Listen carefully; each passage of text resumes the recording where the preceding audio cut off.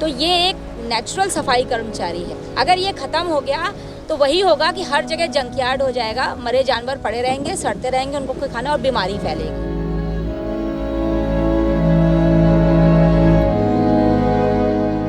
ऐसी बहुत कम जगह है जहाँ पर कि वल्चर्स रहते हैं। यूपी में अगर जिप्स इंडिकस है ज्यादा तादाद में तो वो ललितपुर में है। और जब हम ललितपुर की बात करते हैं तो यहाँ पे देवगढ़, जहाँ पे ये क्लिफ्स हैं, वहाँ पे वल्चर बहुत सक्सेसफुली ब्रीड कर रहे हैं।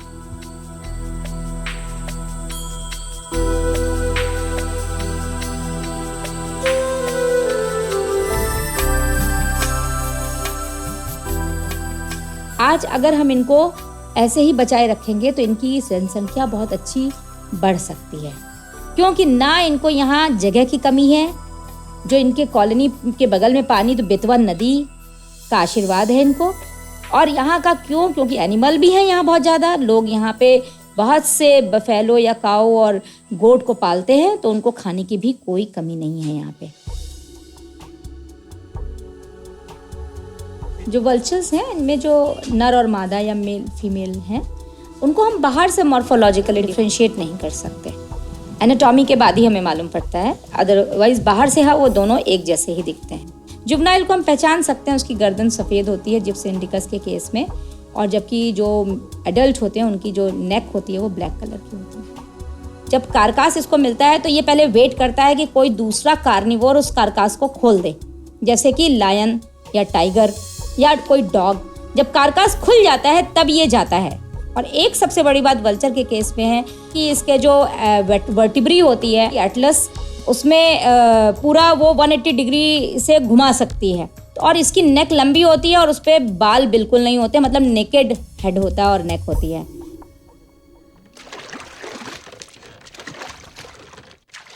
वल्चर मोनोगैमस, जैसे हम कहें कि इनकी लाइफ लॉन्ग पेयरिंग होती है। एक बार जो शुरू में पेयरिंग हो गई नर और मादा की, तो ये पेयर जल्दी चेंज नहीं करते हैं। तो इनका जो एक होता है कि अपना एक ब्रीडिंग साइट जहाँ पे इनका घोंसला है, वहाँ से ये फूड के लिए करीबन 80 से 100 किलोमीटर का एरिया कवर अप करते हैं खाना ढूंढने के लिए, और फिर अब बैक अपने नेस्ट पे वापस आते हैं।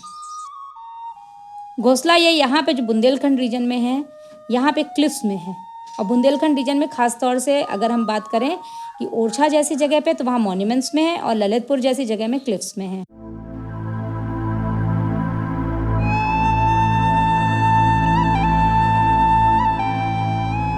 पहले वल्चर्स काफ़ी हुआ करते थे, आज से 30 साल पहले, और आज हम इनको कुल उंगलियों में गिन रहे हैं, इनके लिए सेंसस कर रहे हैं। बहुत सारे गिद्ध थे यहाँ पे, इतने गिद्ध थे कि देखने में बहुत मिलते थे। अच्छा, और आज स्थिति का जैसी जैसे कलयुग का प्रकोप बढ़ रहा है, तैसे तैसे गिद्ध नष्ट अब नहीं दिखाई देता है, बहुत 10 साल 4-6 गिद्ध हैं। एक मचकुंद गुफा है, वहाँ पे हैं, ठीक, और कहीं नहीं है। मचकुंद गुफा में है। हाँ।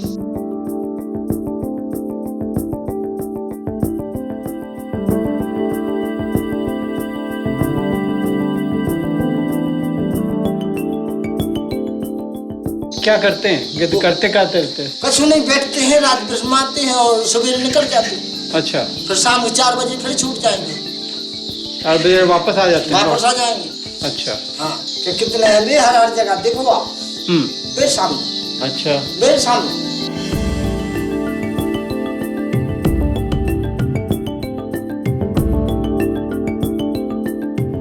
लेकिन आज ये all of a sudden decline जो इसकी पॉपुलेशन में हुआ है, और जिसके लिए BNHS के डायरेक्टर अरशद रहमानी जी ने 1999 में वल्चर अलर्ट घोषित किया। तो उसके बाद ये लगा कि ये जो स्पीशीज़ है, तो अगर वो एकदम से गायब हो जाएगी तो एक तो ये है कि बायोडाइवर्सिटी लॉस, दूसरा है कि जो इनका रोल है इकोसिस्टम में वो भी उस पर असर पड़ेगा। और डेफिनेटली कोई चीज़ अगर जाएगी और उसका फंक्शनिंग भी वो होगा, तो उसका असर हमें कहीं ना कहीं अपनी लाइफ पे दिखेगा।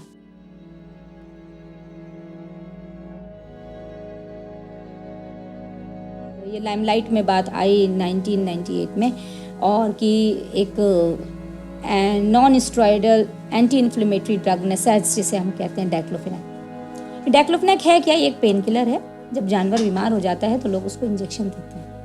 ये डाइक्लोफेनेक उस जानवर के शरीर में जाती है और जब वो मर जाता है तो उसी को ये वल्चर खाते हैं, तो वो ड्रग उनके बॉडी में जाती है वल्चर के, और जिसकी वजह से ये उनके किडनी पे असर करके एक विसरल गाउट जैसी बीमारी होती है, जिसमें कि आप एक वाइट प्रेसिपिटेशन उसके बॉडी ऑर्गन्स में देखेंगे जब हम पोस्टमार्टम करते हैं।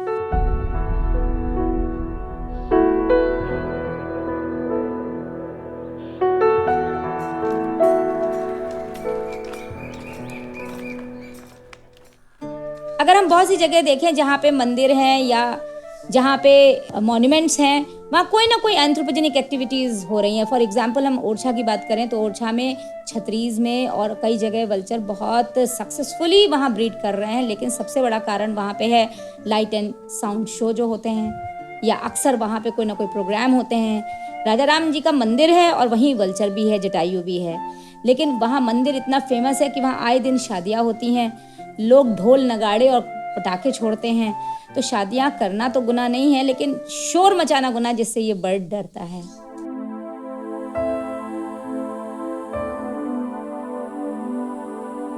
और दूसरा, रूस्टिंग बहुत इंपॉर्टेंट पार्ट है वल्चर्स के केस में।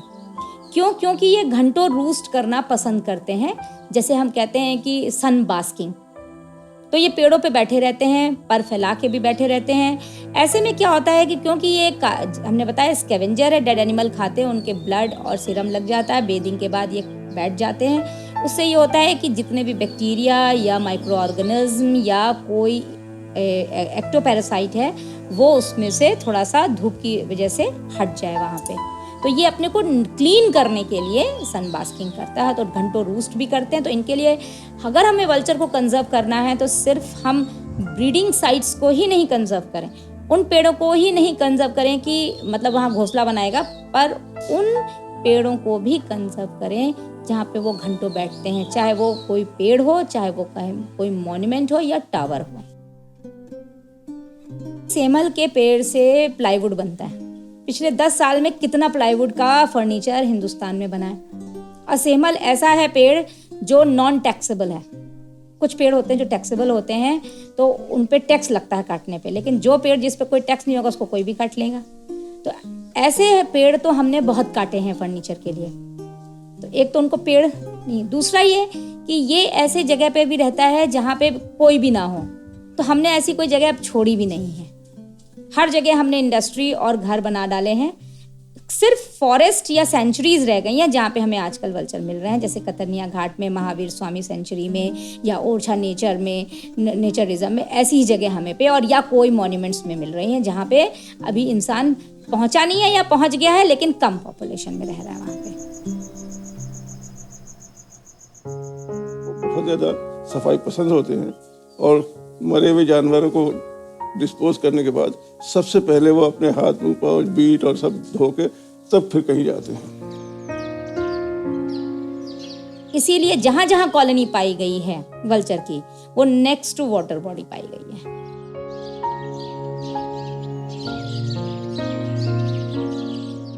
और वो लोगों को जो है सफाई करने का एक तरह से प्रेरणा भी है कि हम इतने गंदगी को साफ करने के बाद साफ रह सकते हैं, आप भी तो साफ रहो, आप तो इंसान हो। वल्चर्स के लिए there is no place to nest and then there is no place to roost. Nest means कहाँ पे वो अपना घोंसला बनाए। जब पेड़ नहीं है तो पेड़ पे, या जहाँ डिस्टर्बेंस है, एंथ्रोपोजेनिक एक्टिविटीज है, तो हमने बताया ये शाय बर्ड है तो वहाँ घोंसला नहीं बनाएगा, दूर भागेगा। जब अंडे से बच्चा आता है तो बच्चा बहुत छोटा होता है, उस टाइम उसको प्री डाइजेस्टेड फूड दिया जाता है। 1 महीने बाद वो उसको रीगर्गेटेड फूड देते मुंह में खाना लाते हैं और उसके मुंह में डाल देते हैं। ध्यान देने वाली बात है कि अगर नंबर ऑफ विजिट्स कम हुई तो नंबर ऑफ विजिट्स में वो अपने नेस्लिंग की केयर नहीं कर पाएगा, उसको खाना नहीं दे पाएगा। प्रॉपर डाइट नहीं मिलेगी तो उसका जो ग्रोथ है वो टाइम से नहीं होगी। ग्रोथ टाइम से नहीं होगी तो 3 महीने में वो इतना बड़ा नहीं हो पाएगा कि वो इतना स्ट्रांग नहीं होगा कि वो फ्लाइट ले सके। और डेफिनेटली अगर वो मर जाता है चिक, तो एक ब्रीडिंग पीरियड बेकार हो गया, ब्रीडिंग सक्सेस खत्म हो गया। क्यों? क्योंकि वल्चर साल भर में एक ही अंडा देता है।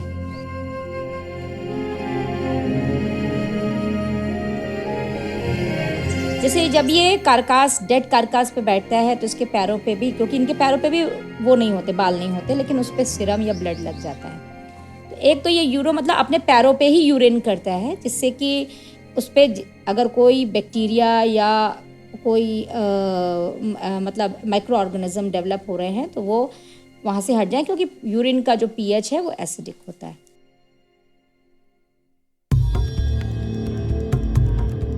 दूसरा एक वल्चर वॉमिट का भी कॉन्सेप्ट है कि वल्चर जब उसको प्रीडेटर को डराने के लिए ये वॉमिट कर देता है, उसमें से एसिड और ये फूड निकलता है, उसकी बहुत फाउल स्मेल होती है और उसके इवन पीएच से जो प्रीडेटर होता है वो जल भी जाता है। तो इस तरह से ये प्रीडेटर को भगाने में भी काम करता है। वल्चर एक बार अगर जैसे खाना ले ले तो 2-3 दिन तक भूखा रह सकता है, क्योंकि इनके जो क्रॉप और गिजर्ड होती है उसमें स्पेस होती है, उसमें खाना स्टोर कर लेते हैं। और दूसरा इनके स्टमक में जो पीएच होता है वो 2 का होता है, बहुत एसिडिक होता है। इसीलिए ये जब उसके अंदर खाना पड़ा रहता है तो वो सड़ता नहीं है, मतलब माइक्रो ऑर्गेनिज्म उसको हार्म नहीं करते। जिन सेंचुरीज में और पार्क्स में, नेशनल पार्क्स में अगर वल्चर हैं भी तो वहाँ से रेलवे ट्रैक पास हो रही है।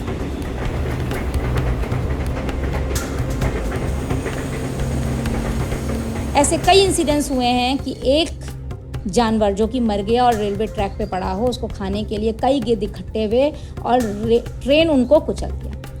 हम ये कह सकते हैं कि क्या वल्चर ट्रेन आते को देख नहीं पाया और उड़ नहीं पाया? तो ये बात है कि एक वल्चर भारी पक्षी है, इसको टेक ऑफ करने में एक तो टाइम लगता है, दूसरा जब ये खा लेता है तो और हैवी हो जाता है, तो एकदम से टेक ऑफ नहीं कर पाता।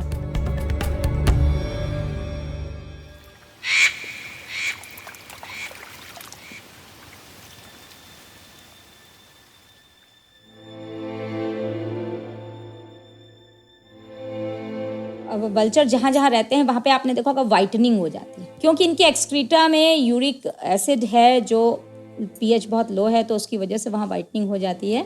तो इसलिए वहाँ के मॉन्यूमेंट्स खराब हो जाते हैं और इसीलिए लोग बार बार सोचते हैं कि ये पूरी बिल्डिंग खराब कर रहे हैं तो इनको हटाने की कोशिश करते हैं। तो हमें इसका कोई ऑल्टरनेटिव तो सोचना ही पड़ेगा। टूरिज्म से लोग आते हैं, बड़ी अच्छी बात है, आते हैं, देखते हैं, उन्हें उसकी जानकारी होती है कि ऐसा भी होता है। इसका जो है प्रचार प्रसार किया जाना बहुत ज़रूरी, ताकि लोगों को जागरूकता है। लेकिन जागरूकता के साथ कहीं ऐसा ना हो कि उनसे डिस्ट्रक्शन पैदा हो।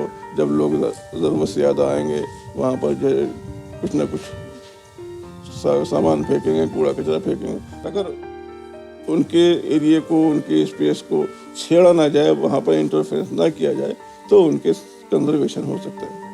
हम अपने बारे में सोच रहे हैं और उनके बारे में भी तो सोचें, जो है तो इसी प्रकृति की पैदावार, लेकिन उन पर ध्यान नहीं दिया जा रहा है। वो नहीं जाएंगे तो हम कहाँ रहेंगे? इसलिए this is the duty of mankind to conserve all the living things, mainly on the top floor animals like vultures, like tigers, like Lions.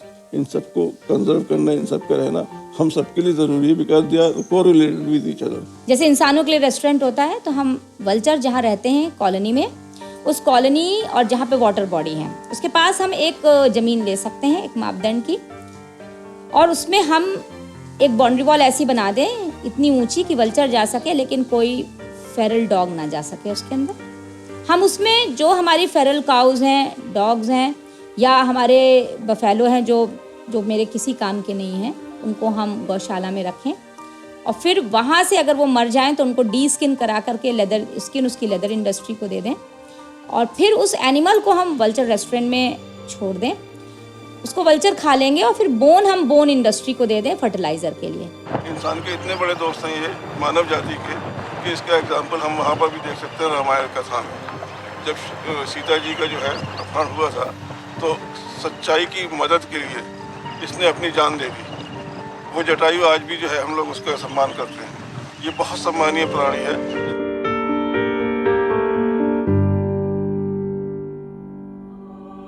जो हमारे यहाँ हिंदुस्तान में एक कम्युनिटी है पारसीज, उनके यहाँ एक बहुत रिलीजियस सिग्निफिकेंस है कि उनके यहाँ जो डेड बॉडी डिस्पोज ऑफ की जाती है वो वल्चर्स के द्वारा ही होती है। टावर ऑफ साइलेंस के बारे में आपने सुना होगा, जहाँ पे कार डेड बॉडी रख दिया जाता है और उसे वल्चर्स एंड अदर ईगल्स खाते हैं, और इस तरह से उनको मुक्ति मिलती है। जैसे कि शेड्यूल 1 के पक्षी इसको उस स्टेटस दिया गया है, तो उतनी ही गंभीरता से हमें इस विषय को लेना पड़ेगा और उसके संरक्षण के लिए काम करना पड़ेगा। लिव एंड लेट लिव, जियो और जीने दो। हम भी जिए, ये भी जिए, सब लोग जिए, तभी तो लाइफ साइकिल है, अदरवाइज लाइफ साइकिल बिगड़ जाएगा।